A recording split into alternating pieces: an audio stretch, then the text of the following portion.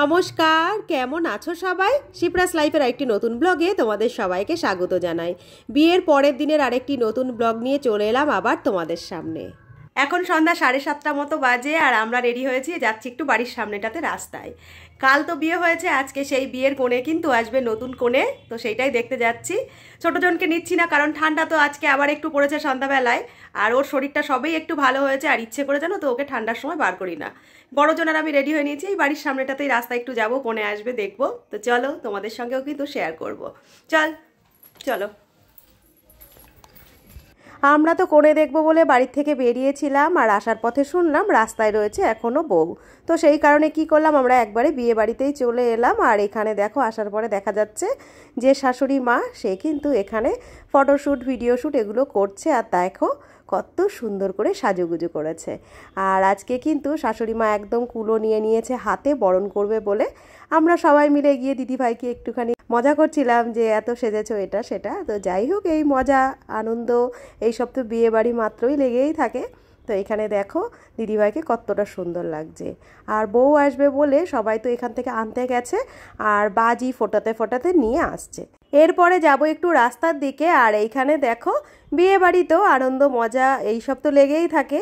সবাই মিলে রাস্তার ওপরটাতে তো এসে ওয়েট করছি, আর সেই সঙ্গে চলছে এদিকে দেখো নাচ।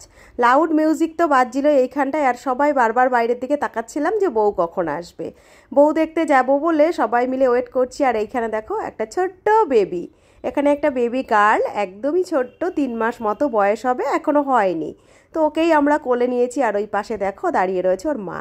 ওকে কোলে নিয়ে একটু দাঁড়ালাম আর একটু ভিডিও করলাম। যেহেতু বাচ্চা একদমই, খুব সামনে তো ফোনটা ধরা যাবে না, আর ফ্ল্যাশটাও চালানো যাবে না, সেই কারণে দূর থেকেই যতটুকু সম্ভব ওকে একটুখানি ক্যামেরায় বন্দি করে নিলাম।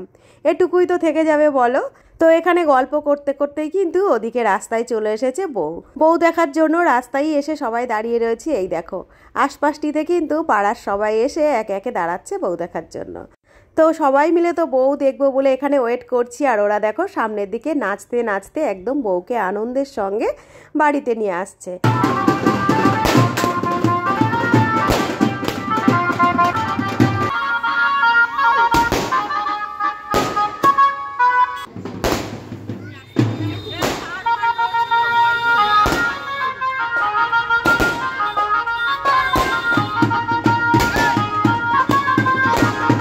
বাজি ফাটছিল অনেকক্ষণ ধরে, সেগুলো তো তোমরা দেখলেই। আমি দূরের থেকে দেখছিলাম, আমার দেখতে কিন্তু ভীষণ ভালো লাগছিল, আর সেই সঙ্গে একটু একটু ভয়ও করছিল। বাজি ফাটাতে আমার নিজের খুবই ভয় করে, আর দেখতে কিন্তু ভালো লাগে। তো এই দেখো সমস্ত বাজিগুলো ফাটানো হয়ে গেছে, এবার ওদের সঙ্গে আমিও জয়েন হয়ে গেলাম। এইবার যাচ্ছি বাড়ির দিকে। সামনের দিকেই প্যান্ডেলটি তোমরা দেখতে পাচ্ছ, ওখানেই কিন্তু বউকে নিয়ে যাওয়া হবে আর বরণ করা হবে। তো বউকে এইখানে নিয়ে আসার পরে প্রথমেই কিন্তু নামানো হয়েছিল না। আমাদের পাড়াটিতেই রয়েছে একটি বারোয়ারি শিবকালী ঠাকুরের মন্দির। প্রথমেই সেখানে বউকে আর বরকে নিয়ে যাওয়া হবে।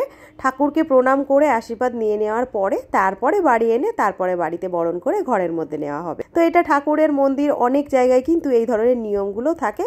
তো আমাদের এখানেও কিন্তু আজ সেই নিয়মটিই পালন করা হচ্ছে। তোমাদেরও নিয়ে এলাম মন্দিরটির সামনেটিতেই। আর এই দেখো বরকনে এইখান থেকে ঠাকুরের কাছ থেকে প্রণাম করে নিয়ে আশীর্বাদ চেয়ে নিল।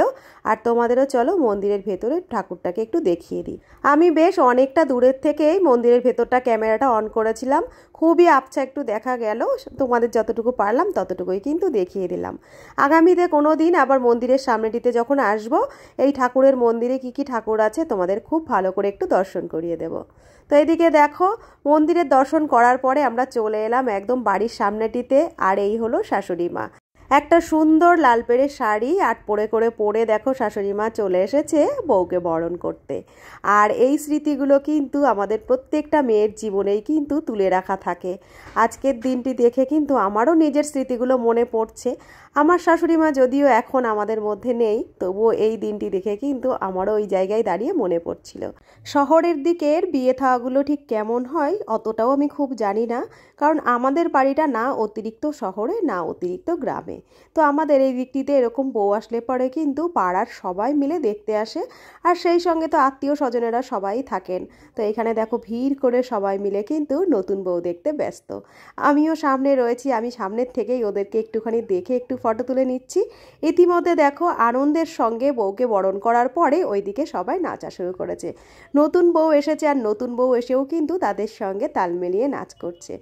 এখানে তো গানগুলো সব আমি দিতে পারছি না, ওই কারণেই কিন্তু ভয়েসের মাধ্যমেই তোমাদের কাছে সবটা বলছি আর সবটা তুলে ধরছি। এই সময়টায় গান চলছিল অনেক পুরনো, সেই ছোট্টবেলায় আমাদের গান শুনতাম। প্রসেনজিৎ আর ঋতুপর্ণার যে শ্বশুরবাড়ি জিন্দাবাদ বলে একটা বই ছিল, সেই বইয়েরই কিন্তু গানটাই সময়টাতে চলছিল।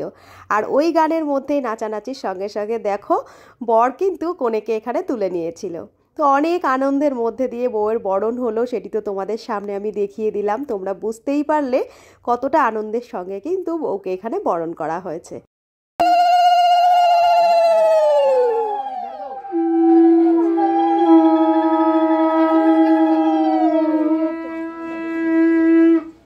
এর আগে বাড়ি ঢোকার মুখে একবার তো বরণ হয়েছে, এবার ঘরে ঢোকার আগে ছাদনাতলাতে যে বরণটি হয় সেই বরণটি কিন্তু এখানে করা হচ্ছে আর করলো শাশুড়ি মা। আর তারপরে দিয়ে দিল হাতে পরিয়ে নতুন বউকে আয়স্ত্রী, যেটি আমাদের সময়ও আমাদের শাশুড়ি মা কিন্তু পরিয়ে আমাদের ঘরে তুলেছিল। তো চলো এদিকে বরণ তো হচ্ছে, এবার আমরা যাই বাড়ির দিকে। আজ আবার চলে এলাম বিয়ের পরের দিন দুপুরবেলায়। আর এখন দেখো বিয়ের পরের দিন না, বিয়ের পরের দিন আজকে, তাই তো? বিয়ের পরের দিন দুপুরবেলায় আজ চলে এলাম তোমাদের সামনে। আর এখন দেখো আমরা বসে গেছি লাঞ্চ করতে। এই দেখো দুপুরের লাঞ্চে আজকে তো শনিবার, নিরামিষের দিন, সব রকম সবজি সজনে ডাঁটা দিয়ে একটা তরকারি করেছি, আর এখানে রয়েছে সয়াবিন আলুর তরকারি। আর সবার জন্য ভাতও বেড়ে নিয়েছি, সবাই বসে গেছি দুপুরের লাঞ্চ করতে। তো সবাই মিলে একসঙ্গে লাঞ্চ তো করব, আর তোমরাও সবাই লাঞ্চ করে নাও। আবার দেখা হচ্ছে তোমাদের সঙ্গে রাত্রেবেলায়। আর আজ এরকম সামান্য রান্নার কারণ হলো, একদমই হয়তো নিরামিষের দিন একটু বেশি রান্না করতে পারতাম, রাত্রে রয়েছে কালী পুজোর নিমন্ত্রণ। তো সেই কারণে আর বেশি কিছু রান্নার ঝামেলা করিনি, সামান্য রান্নার উপর দিয়েই দুপুরবেলাটা রেখেছি। চলো খাওয়া দাওয়াটা করে নিই। দুপুরে খাওয়া দাওয়ার পরে একটু রেস্ট নিয়ে সন্ধ্যাবেলায় উঠে এলাম। আর এদিকে বাইরের জানলাগুলো তো দেওয়া হয়েছে, দেওয়া হয়নি পর্দাগুলো, সেই পর্দাগুলো একটু দিয়ে নিচ্ছি। তারপরে চলো বাইরের দিকটায় যাব। আর আজ যে বাড়িতে বিয়ে হচ্ছিল সে বাড়িতে কিন্তু কালী পুজো, সেই কারণে বাইরের দিকটা বেশ ভালো করে লাইট লাগিয়ে সুন্দর করে সাজিয়ে দিয়েছে। বাইরেটা পুরো ঝলমল করছে, জানলা দিয়ে আমি দেখলাম। চলো বাইরের দিকটায় যাই, তোমাদেরও একটুখানি দেখিয়ে দিই। এই দেখো বাইরেটাতে আমি চলে এলাম। বাড়ির সামনের রাস্তাটা দেখো একদম আলোয় ঝলমল করছে। এখন তো চলছে মাধ্যমিক পরীক্ষা, সেই কারণে কিন্তু গান বাজনা খুব বেশি জোরে চলছে না, লাউড সাউন্ড অতটা হচ্ছে না। কিন্তু কালী পুজো যেহেতু কম বেশি তো একটু গান বাজছে। এই দেখো একটু জুম করে দেখিয়ে দিলাম, ওখানেই হবে কালী পুজো আজ। ওদের বাড়ির ভেতরটিতে হয়তো হতেও পারে, বাইরের দিকটা রয়েছে প্যান্ডেল করা, সেখানে কিন্তু খুব সুন্দর আলো জ্বলছে। একদম পাশাপাশি বাড়িতে তো অনুষ্ঠান চলছে, সেই কারণে কিন্তু এর মধ্যে একদিন তোমাদের আমি ঠিকমতো ভিডিও দিতে পারিনি। আগামীকাল আবার কি করব বুঝতে পারছি না, যদি সম্ভব হয় অবশ্যই কিন্তু তোমাদের সঙ্গে আজকের এই ভিডিওটিও শেয়ার করব। এখন বাজে 8টা মতো, আর আজও একটু রেডি হয়ে গেছি, একটু বেরোচ্ছি। চলো। আজ সন্ধ্যাবেলায় ঘুম থেকে ওঠার পরে একটু ইচ্ছে করছিল বাড়িতেই বসে থাকি, বাজারে আসার আর একদমই ইচ্ছে ছিল না। কদিন বিয়ে করে কিন্তু একটানা বাজারে এসেছি প্রায় রোজই। সব কিছুই কেনা হয় না শুধু একটিমাত্র টিপের পাতা। বাজার থেকে যখন আমি কিনি একবারে কিনি অনেকগুলো, আবার যখন গোছগাছ করি এমনভাবে গোছগাছ করি পরে আর কিন্তু নিজের জিনিস নিজেই খুঁজে পায় না। টিপের পাতা নিলাম একটু নেল পলিশ, তারপরে চলে এলাম ফুচকার দোকানে। এখান থেকে এখন দুজন মিলে একটু ফুচকা খাবো, তারপরে যাব বাড়িতে। কি বাজারের কাজ মিটিয়ে দেখো আমরা চলে আসলাম, আর সামনের বাড়িতে হচ্ছে কালী পুজো। দে আমাকে দে পয়সা, পকেটে পয়সা মিলেছে। তো চলো বাড়ির দিকে যাই। এখন ঘড়িতে সময় হয়ে গেছে রাত 10:30 মতো, আর আমরা চলে এসেছি পাশের বাড়িতে। পাশের বাড়িতে বিয়ে তো হলো, সেগুলো তো তোমাদের আগের ব্লগগুলোতে দেখাচ্ছিলাম। আজ শনিবার, আর আজ হচ্ছে কিন্তু কালী পুজো। আজকের রাত্রি পোহালে আবার কাল বৌভাতের অনুষ্ঠান রয়েছে। আর এটি ছিল মানসিক পুজো, ওই জন্যে মায়ের মূর্তিটা কিন্তু কালো। মানসিক যে ঠাকুরগুলো হয় শুনেছি মূর্তিগুলো কিন্তু এরকম কালো হয়। তো যাই হোক পুজো হচ্ছে, অনেকক্ষণ ধরে আমরা বসেও ছিলাম। এখন দেখো যজ্ঞ হচ্ছে। যজ্ঞের পরে আর তো খুব বেশি সময় লাগে না, আর কিছুক্ষণের মধ্যে কিন্তু পুজো শেষ হবে। আর আজ আমরা এসে বেশ খানিকক্ষণ বসে রয়েছি, একেবারে পুজো শেষ করে তারপরে কিন্তু বাড়ি।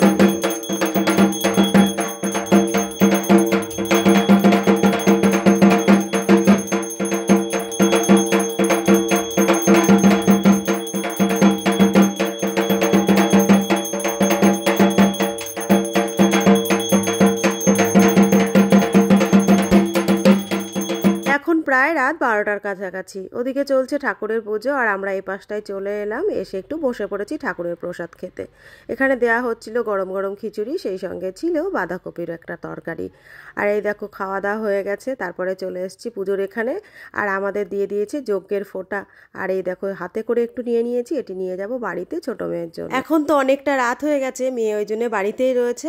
আর আমাদের একদম পাশাপাশি বাড়ি, বারবার বাড়ি এসে মেয়েকে দেখে যাচ্ছিলাম আর ঠাকুর পুজোর ওখানে যাচ্ছিলাম।